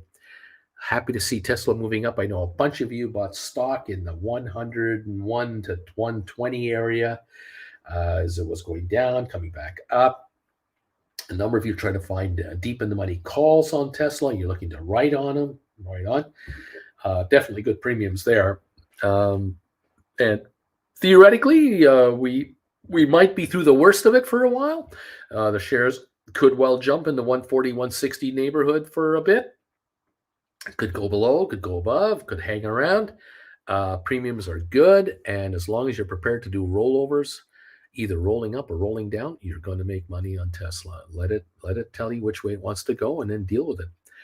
We'll see what happens. Apple up now to 139.76, just short of the 140 mark. We've hit 139.99 so far today on Apple. So a little resistance there, but something tells me we're going to go through it. And when it does, it'll pop into the 140.50, maybe even 141 level. I mean, once you get through it, there's going to be a little rush to buy. HBQ up 46 cents today to 28.37, looking very good. Your deep in the money calls are becoming deeper in the money calls. Google 99.89, just under 100. Moderna up $3. Cisco up 36 now, 47.14. Cisco $40 deep in the money calls might be the way to go if you can get them under that 90-10 rule. You have to shop for those. Keep an eye open to see if you can score those. Pfizer down $0.10 at $45. I like the $38 and $40 deep in the money calls on Pfizer. They're cheap. If you can get them under the 90-10 rule, you might be able to buy deep in the money options on Pfizer for less than $1,000 a contract. And if you can get $800 contracts, $700 contracts, and leverage up on those, giddy up. $7,000 to be able to write 10 calls. It's a nice way to start the call writing business. Always keep an eye open for that. IBM up 23 cents. Microsoft up 141 to 241 a share. We've had a bit of a recovery on Microsoft now. The shares, just taking a look in the last month or so, back on Jan 6, we were at 221. That's $20 lower than where we are now. So there's been a nice recovery. The shares in the last 3 months, though, were as high as 257, and that was December 14. So we're still $16 away from a December level. And then back in August, we were at 293. So we're $52 short of August level. So it shows you just how far down the stock came. The range for Microsoft in the last year of 315, almost 316 for the high, 213 for the low. We're at 241. It's still cheap. It is still cheap. It's trading at 26 times earnings, and they've announced layoffs, and they're going to make the kind of moves that will improve bottom line returns to their investors. ME up almost a penny, 9/10 of a penny higher on ME now. Rocket Lab still down 13.2 cents. Matterport down a half a penny only. We've come back quite a ways. Smart Rent up 6 cents. It's climbing. Spire down 1 penny, 1.19 a share. Cyxtera, $2.60, up 14 cents on Cyxtera. The 6-month window does not look good on Cyxtera. 6 months ago, in the last 6 months, the shares were $12.72 August the 4th. They had been at one time $15 last year. They crapped out at $153, and that was back here in late December. $153. They're now $260. That brings them back to about November 11th. They were at $260. October 28th, $260. So they've come back a ways, no question about it. But they are a long ways away from where they once were on Cyxtera, up 14.5 right now. The Dow up 71, make it 81, just jumped 10 cents. We've got 1990 on GameStop. We're at 42.8 now on ATIP. Tesla 139.23, SoFi 574, Apple 140.11. Apple broke 140. It's up 221 right now. And we're up 46 on HPQ. The Dow is going for a 100-point gain. We're up 97 now on the Dow. We're going for 100. That's 0.3 of a percentage point, while the NASDAQ is up 123, which is 1.1. So the Dow still only 1/3 of NASDAQ's gain. The Dow should be up 250, 300 points to equal NASDAQ's gains so far. So it is green this morning. Definite follow through from Friday's close, where we were up 300 plus points. We're up another 80 to 100 on the Dow now, adding to the gains. Not dramatically, but steadily looks like buying coming in. We do have, however, only 31 minutes into the day. We'll see how the second 30 minutes goes. If this is a dead cat bounce for the first hour only, Where are we at? Or are we going to add momentum to the buy wave? We'll see how that plays. But NASDAQ is definitely in the green and it looks like it wants to go higher. So we'll see how that plays out. Okay, everybody, thank you. Welcome all to the show. Oil up 65 cents to 82.29. On the thumbs up meter, we have 171 of them. We have 171 thumbs ups. Thank you all. I know you're not used to working on Mondays. You're used to getting Mondays off. So I know how this feels. But if you could find a way to hit that thumbs up button, even on a Monday, I would appreciate it. We need 29 more to get to the 200 level, and that would be a wonderful thing. So keep those thumbs ups and cards and letters coming in, and see if we can hit 200 thumbs ups this morning. Thank you all very much for your support. 174, 26 needed, and we're there, man. We're there. See if I can work this here. I think we've got ATIP now on 43,000 volume. I finally see it. 42.7 cents. We had that late drop off Friday night.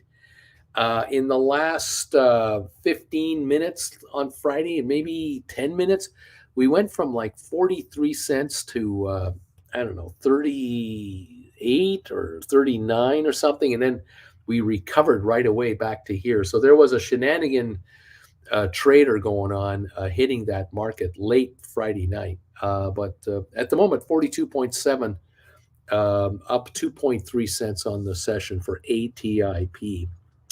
GameStop hovering at 20. We're at 20.04, 20.01, 20.05. The high was 20.27 today. GameStop is just kind of hanging around here, trying to find where it's going to kind of hang out. Up 44 cents, 37 cents ish. We got Tesla 139.20, just under 140. The high today, 139.39, and we're at 139.20 on Tesla. This is the best level in the last month, but definitely, and in the last 3 months, we haven't been to 140 since about December the 19th, so it's been a while. But December 1st, we were 194, and October 27th, 28th, 228. So 138, we're off quite a bit from where we were in October on Tesla. That's why I've been kind of telling you this has been a good time to get in here under the way down here, especially in the 110.15 range. Wow, that was a limited time offer that definitely a number of you took advantage of, and I congratulate you on that. 576 on SoFi, up 9. HPQ up 45 cents, holding a 72-point gain on the Dow, 21 on S&P, 113 on NASDAQ. U.S. leading indicators drops 1% in December. That is a headline that just came out a few minutes ago. U.S. leading indicator. That could be good for the market. The market might like that. Because again, it's showing a slowing economy, which might be what the Fed wants, and it keeps the Fed from jacking rates by massive amounts every month or so. We'll see how the market takes this info in. This is out now 2-3 minutes. This headline. We'll see what's going on. 1997 on GameStop right now. As we now go into the 35-minute mark of our session. Everybody, welcome all to the party. Great to have you here, and it's great to see you. Okay, there you go. Watching all kinds of stuff simultaneously.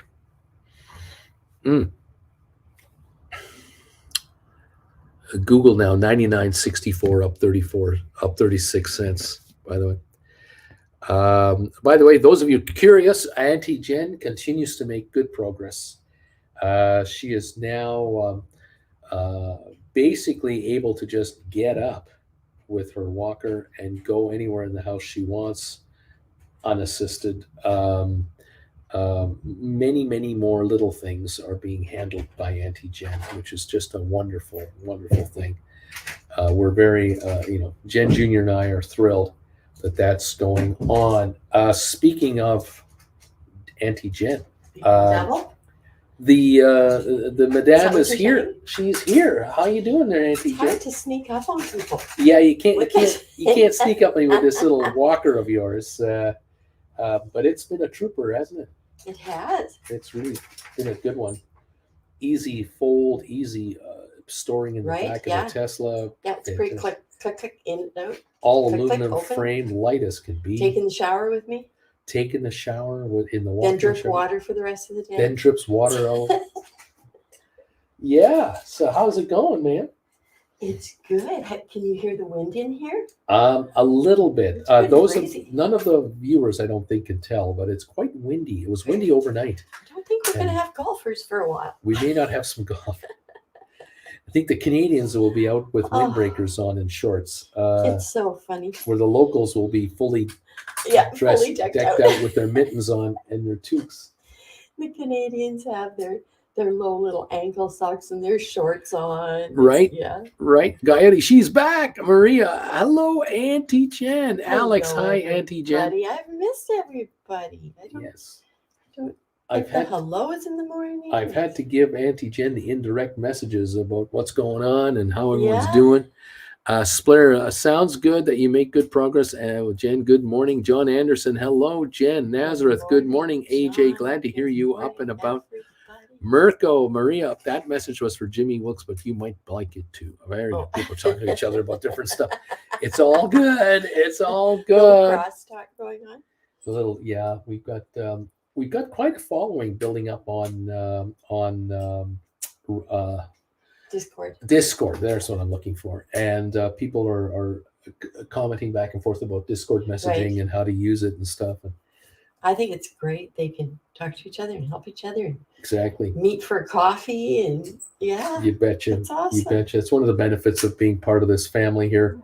We're on the air in the mornings, on the air towards the end of the day, but the rest of the time, the Discord channel is there for we'll you guys open to and we'll close. compare notes, and it is good. I don't participate in it because I don't run it, and therefore I don't interfere in it. And you can say whatever you want about whatever, as long as you're adhering to the rules of the Discord channel. It's good. It's good. I can't stand for No. very long. I can't No. stand here. I just came to say I could make it, but you'd have to come get it. Thing so- about the walkers, you need two hands. That's true. That's true. It's not actually urgently necessary. Yeah, an extra spoonful of yogurt. Well, I always have a little yogurt in the morning, so I'm going to be all right. Okay. So How's their market? we are ahead by 90. Where are we at on the Dow? There we are, up 71 on the Dow, Oh, over 20. and again? GameStop is over 20 at 2009. ATIP up 2.2. Tesla's up 544. So We're green. 506. We got green Yeah. all over the place on what we're following. So far so good. Okay. Yeah, we'll take that. We'll Well, go, good to see everybody. you, my dear. Nice to say hi to you. Keep it going. Okay. Get that hip even stronger. Gotta go do my exercise. Oh, it's time for exercises. Here we Right. go. Thank you, Auntie Jen. Fabulous. Great to have her here. It's wonderful. Let's see. What else is going on here? We miss you, AJ, says Mandu. JR, Uncle Bruce, I listened to an economist podcast. The guy says the calculation of the CPI has changed recently, so it's not giving us the same info we were used to. What do you know about this? I tell you, my biggest complaint about the Consumer Price Index, CPI, is that it was relying on, for decades, it was giving us 1960s and 70s inflation data, and on costs of services based in the 70s. And the world has changed. I mean, God, they're so far behind on this stuff. They weren't giving us they weren't including the cost of a cell phone. They were including the cost of a landline. They weren't including the cost of internet. They were just giving us cable pricing.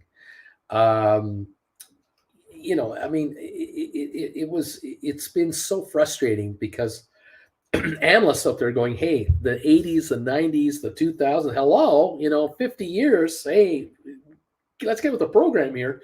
Why don't you quote inflation for modern day middle class America to give us a real, because we know what's going on. We don't need the government to officially tell us there's inflation. We kind of know that. We go to our local grocery store or anywhere we shop and we notice things are going up in price. But when the government statistics comes out and you look at it and go, this is antiquated. I mean, what am I paying the government to give me this info if it's not relevant to my life? And so I do notice, Jr., that governments are changing. I know in Canada it's been a big beef, and they have done adjustments to it, but I don't know how accurate it is even now, to be honest. I really don't know. Dude, AJ is back. Hooray. Maria, yep, is that and Discord there, Mirko. And of course, welcome back, AJ. Nice to see you up and well. JR, good morning, Annie Jen. We have missed the sound of your voice and your lurker hands. Nice to see you up and about. Life is good. Zed, welcome back. Auntie Jen, she is back. Mirko, Maria, yes, on Discord. Maria, it is true. What else is going on here?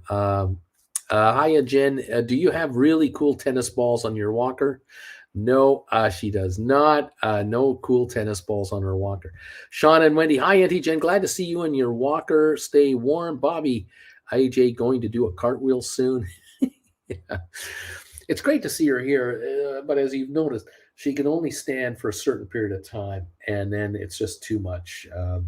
All of her ligaments and muscles and her bone structure, her leg, there's a connection between the brain and her nerves, and her the pain levels, and the brain says, if you do this, it's going to hurt, and then she makes this move in physio. She'll do something in physio that her physiotherapist is helping her with, and the brain's going, well, that doesn't hurt.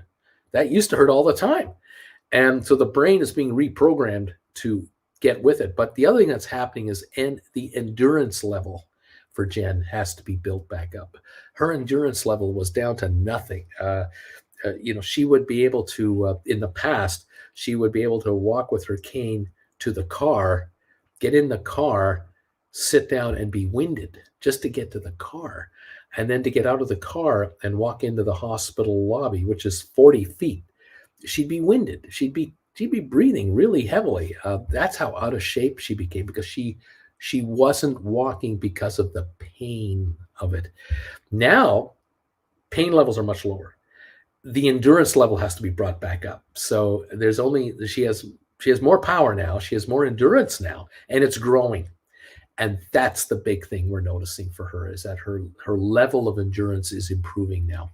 And so that is what her therapist is working on her as well, her strength and conditioning, as well as moving the leg in a way it should be moved as versus the way it used to be manipulated. And this is going to help her with her knees, because her knees have been hurting her because she's been waddling rather than walking.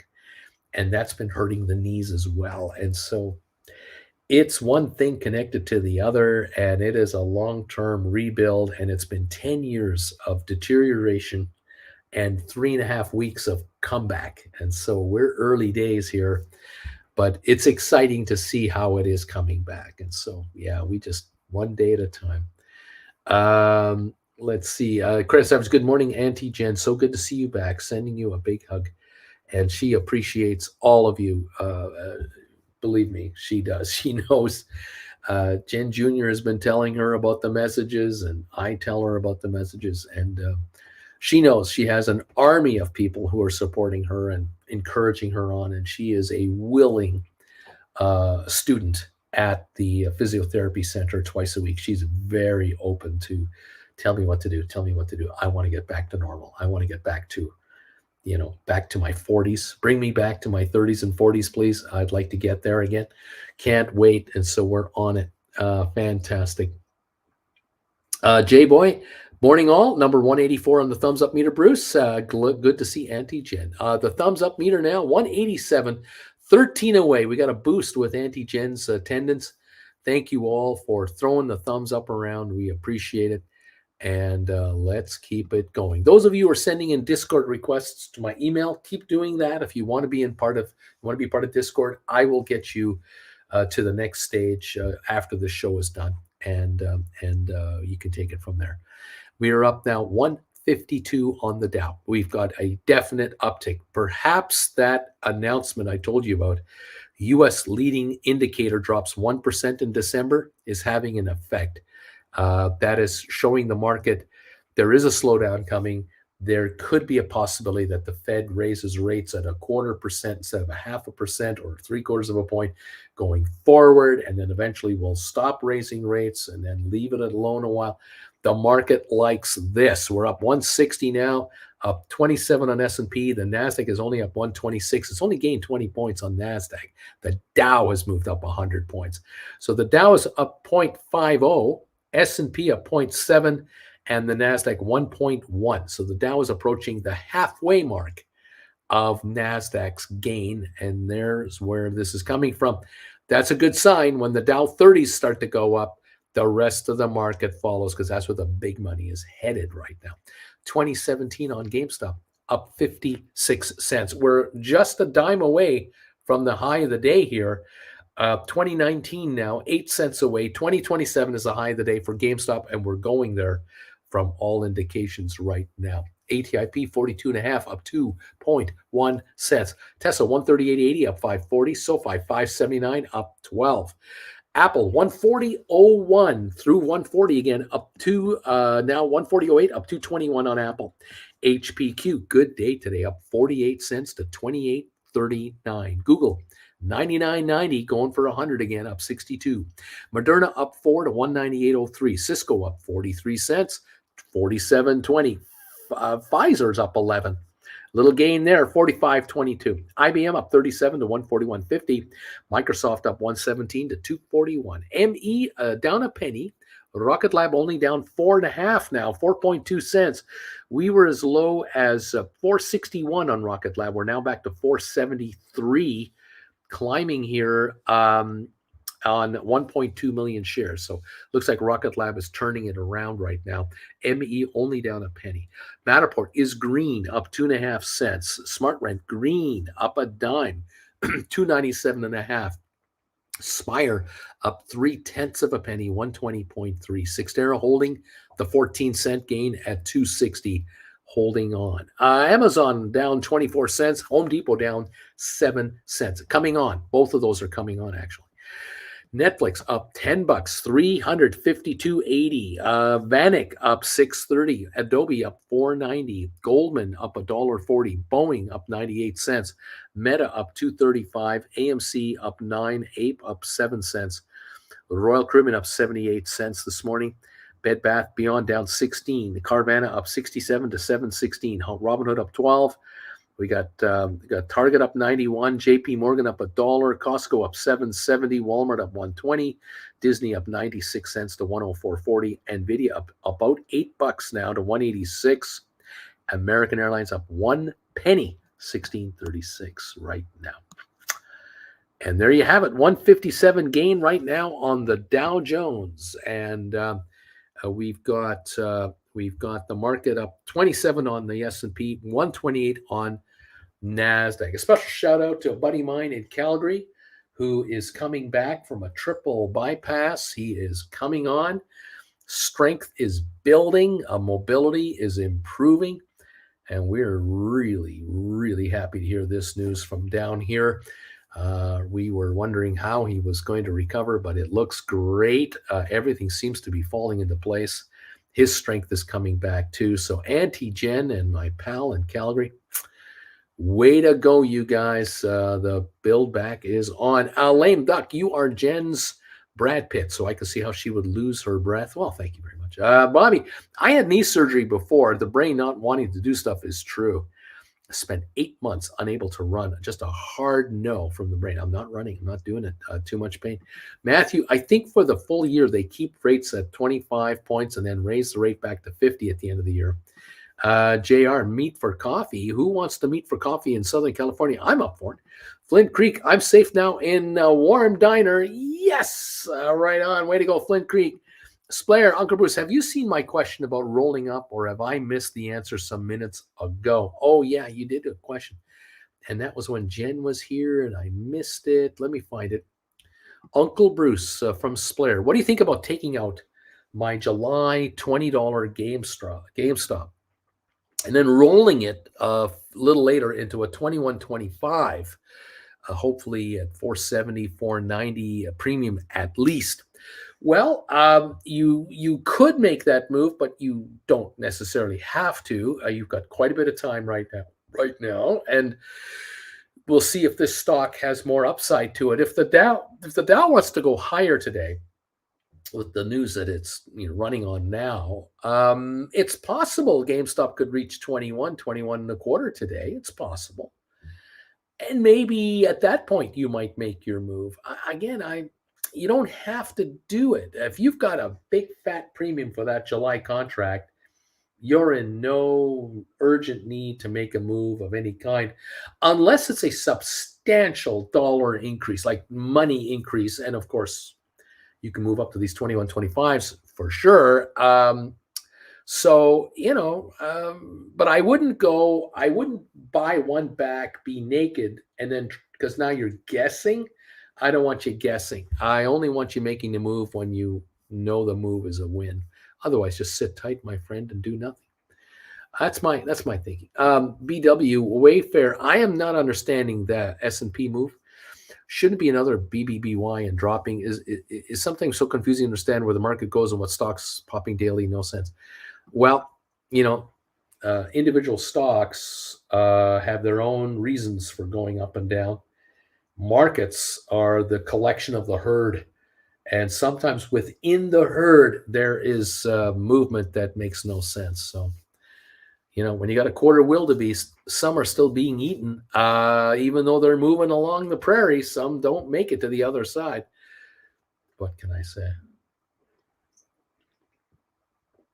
There be lions out there. There be lions out there, I'm telling you. And crocs in the river, always taking out the weakest of the herd, or who knows what. Okay, 177 gain on the Dow. That's kind of pushing the high of the day-ish around here. Yeah, this is right near the high of the day right now for the Dow Jones. So improving. We're up 1.54 of a percentage point.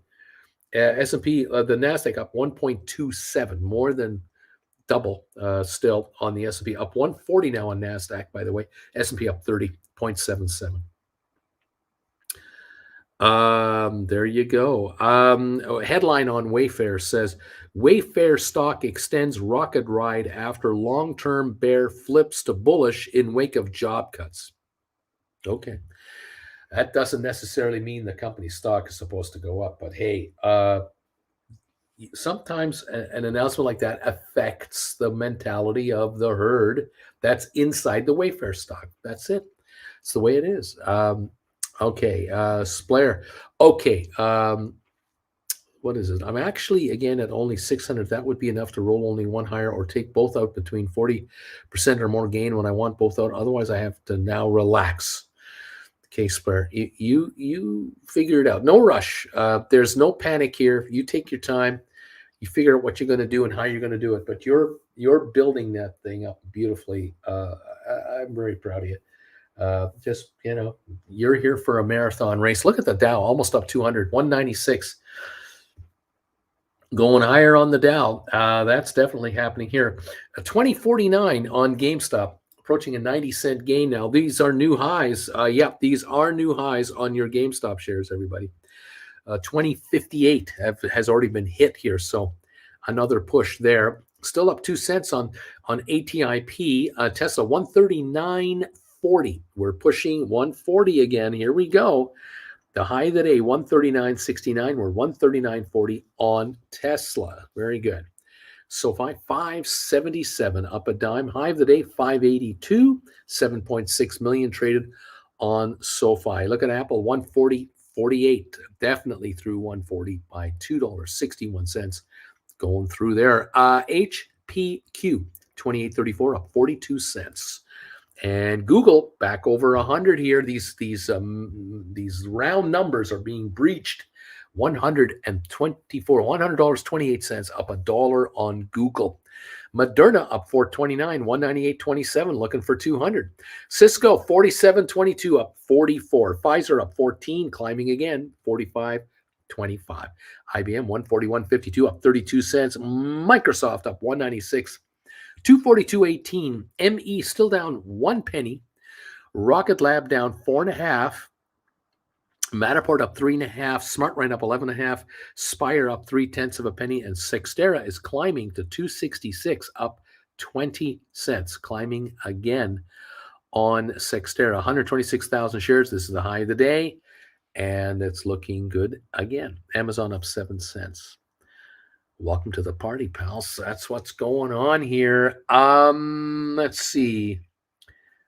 Yes. Splayer after next month when it looks good with the new job. I should be good on both sides. Calls, bills, everything else. So great. Thank you for keeping me calm. You got it, man. Flint Creek. I grew up in Florida. I don't like the heat. Thanks again for the well wishes. I guess maybe the problem with Florida for you is the heat and the humidity. That might be your issue. That's why a lot of people move to Arizona. They get into that dry air. They get in the 80s and the 90s, but it's dry. But hey, summers are baking hot, 115, 120. So, you got to, same with the desert here. What can I say? It is what it is. Flint, I'm glad you're okay. Yeah, well, 2049 on the GameStop. And SoFi 576, Apple up 266 to 140.50. Giddy up, man. Giddy up. We definitely got an improving market here overall to climb on Friday's gains. We've added to it. So the second half hour, no sell-off, no panic to get out. The market continues to attract cash. Some of this economic news seems to be attracting buyers comfortably, going, okay, I'm going to nibble away some bargains here. I'll nibble into some of these stocks, and we're getting a good move on Nasdaq markets, and now we're getting a good move on the Dow market.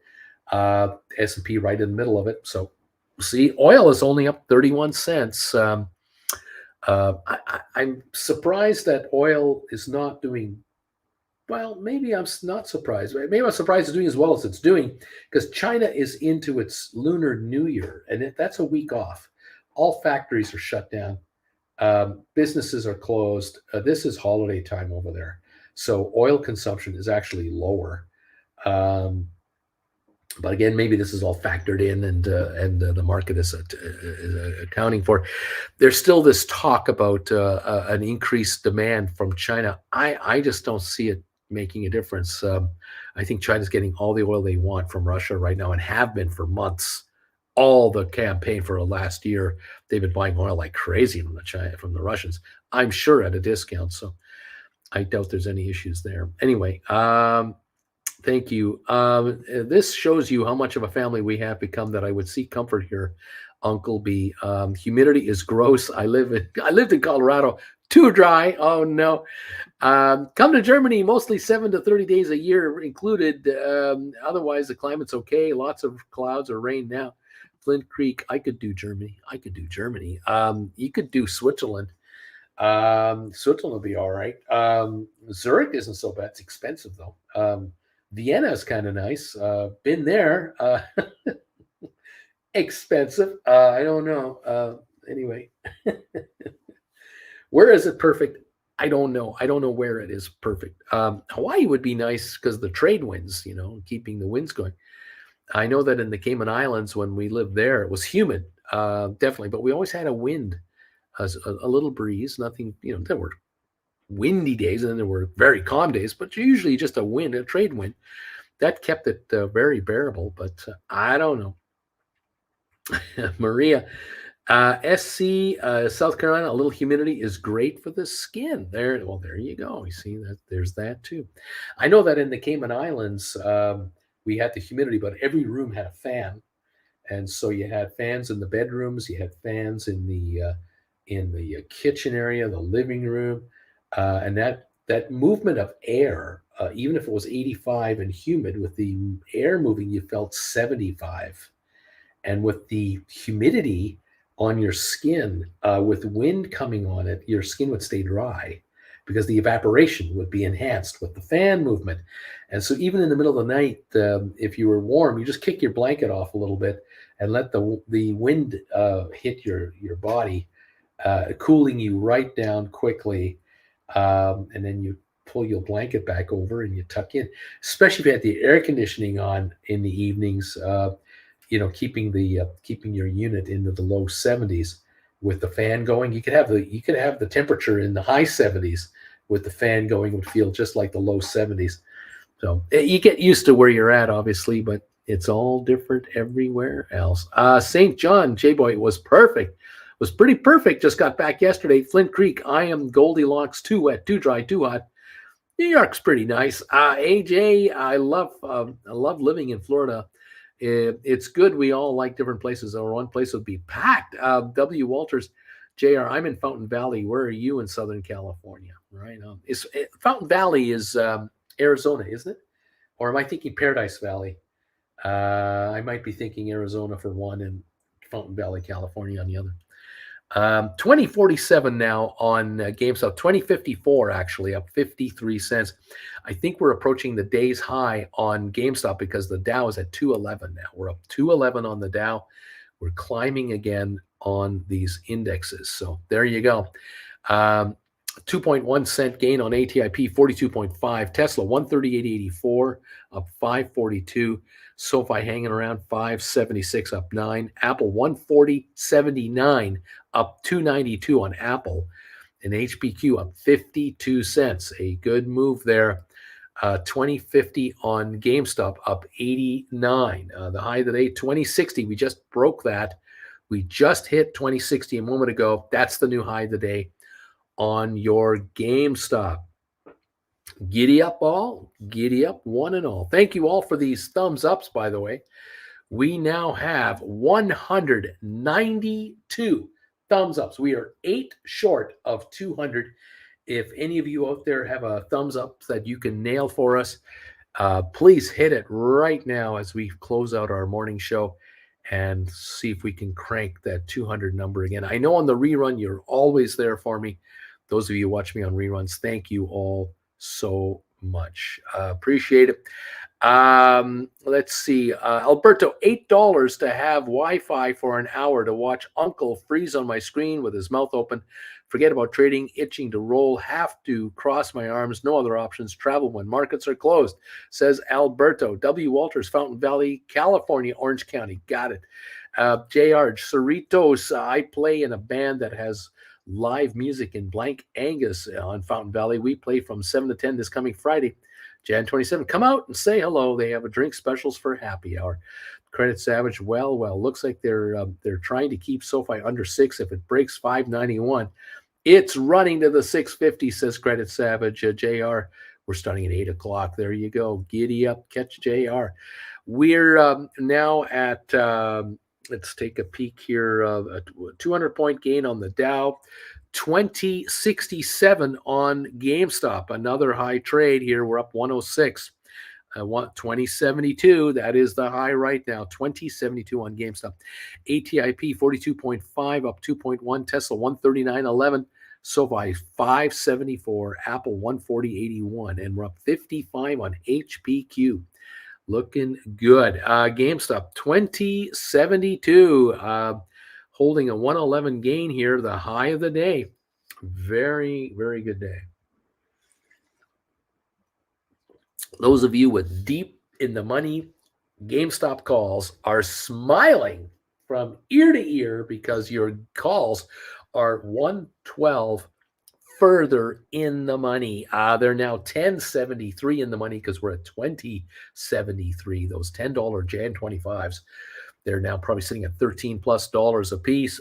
Fabulous. Many of you are averaging 12 or less, depending on how you kept picking them up as you had chances to do so. And here we are now at 2072. Always look at your rollover possibilities. Always keep looking. 202-point gain on the Dow here as we continue to hold this level now. We got a 33-point gain on S&P.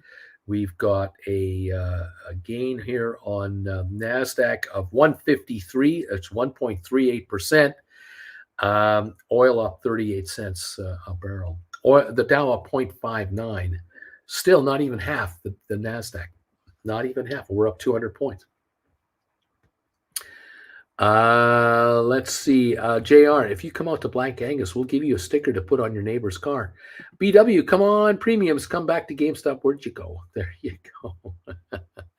2065 with a 2075 high so far for GameStop shares. Giddy up. Lots of activity. Almost up $3 on Apple now. A very good day over there. We now have 197 on the thumbs up meter, 3 away from 200. Thank you all for getting us this close. We're sure to make it now. We'll break that 200 thumbs up meter count rather shortly. Thank you all very much for helping out. Appreciate it. All righty. Let's see. Everything looks good over here. No problems at all. Thank you for joining in, and we will see you this afternoon at 3 o'clock later today for our show.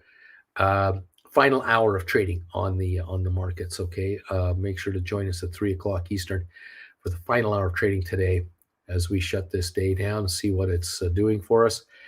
And we have a few earnings coming out tonight, but tomorrow a bunch of earnings start to hit, and Wednesday, Thursday.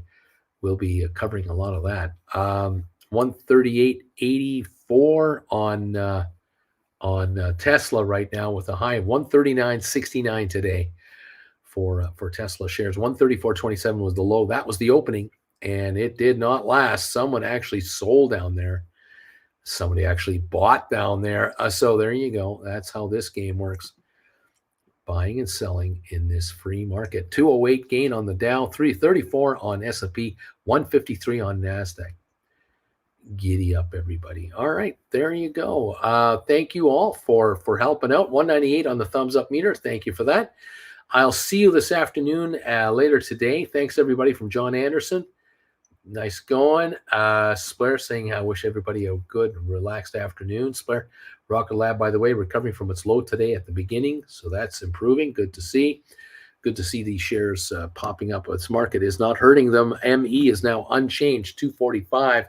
Rocket Lab is up a half a penny. That has recovered all the way back. Matterport up 2.6 cents. SmartRent up 11.